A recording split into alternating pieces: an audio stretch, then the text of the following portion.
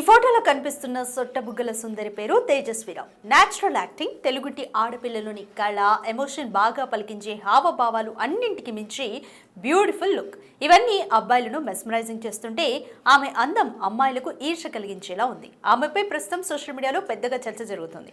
కొందరు ఆమె నటనకు ఫిదా అయి జూనియర్ సాయి పల్లవి అంటూ కామెంట్స్ చేస్తున్నారు.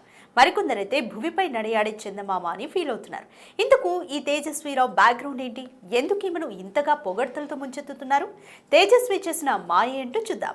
గుండ్రని ముఖం, చూడచక్కనైన రూపం ఆమెను సినిమాలో నటించేలా చేసింది. గత ఏడాది కమిటీ కుర్రాళ్ళు సినిమాలో జ్యోతి క్యారెక్టర్ చేసిన ఈ ముద్దుగుమ్మ తాజాగా మరో చిత్రంతో ప్రేక్షకుల ముందుకొచ్చింది.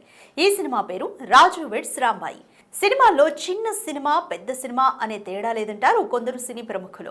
అయితే ఇది చిన్న సినిమాగా విడుదలై పెద్ద టాక్ ని సంపాదించుకుంది. ఈ వారంలో 3 ప్రధానమైన సినిమాలు విడుదల కాగా రాజు వెడ్స్ రాంబాయి సినిమాకు మంచి ప్రేక్షక ఆదరణ దక్కుతోంది.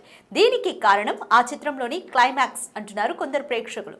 కమిటీ కుర్రాళ్ళు సినిమాలో ముద్దు పెట్టుకుంటే కడుపు వస్తుందని ఏడ్చేసిన ఈ అమ్మాయి రాజు వెడ్స్ రాంబాయి చిత్రంలో ఎమోషన్స్ చాలా అద్భుతంగా పండించి ప్రేక్షకుల కంట నీరు తెప్పిస్తోంది. ఈ సినిమాకు పబ్లిక్ చాలా బాగా కనెక్ట్ అవడంతో ఈ అమ్మడు సోషల్ మీడియాలో హాట్ టాపిక్ గా మారింది. ఇక తేజస్విరావు విషయానికి వస్తే చేసింది 2 సినిమాలైనా మంచి గుర్తింపును తెచ్చుకుంది. గోదావరి నీళ్లు తాగి పెరిగిన ఈమె తెలుగు రాష్ట్రాల్లో లక్షల మంది ఫ్యాన్స్ ను సంపాదించుకుంది. తేజస్విరావు తూర్పు గోదావరి జిల్లాకు చెందిన అమ్మాయి అయినప్పటికీ రాజు వెడ్స్ రాంబాయి సినిమాలో తెలంగాణ పిల్లగా మంచి నటనను కనబరిచింది.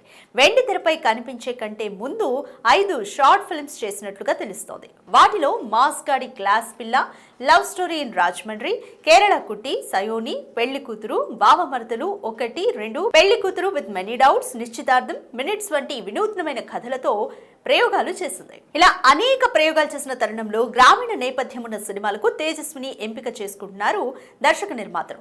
కమిటీ కుర్రాళ్ళు సినిమా కూడా గ్రామీణ నేపథ్యం ఉన్న సినిమా కావడం, తాజాగా విడుదలైన రాజు వెడ్స్ రాంబాయి సినిమాలో పల్లెటూరి అమ్మాయిలో ఒదిగిపోయిన తీరు అందరినీ ఆకట్టుకుంటోంది. సహజంగా చేసిన ఆమె యాక్టింగ్ కు ప్రేక్షకులు ఫిదా అవుతున్నారు. ఆమె యాసకు, కట్టుబొట్టుకు, క్యూట్ ఎక్స్ప్రెషన్స్ కు కుర్రాళ్ళు మైమర్చిపోతున్నారు. రానున్న రోజుల్లో ఈమెకు మరిన్ని సినిమా అవకాశాలు వస్తాయని భావిస్తున్నారు సినీ అభిమానులు.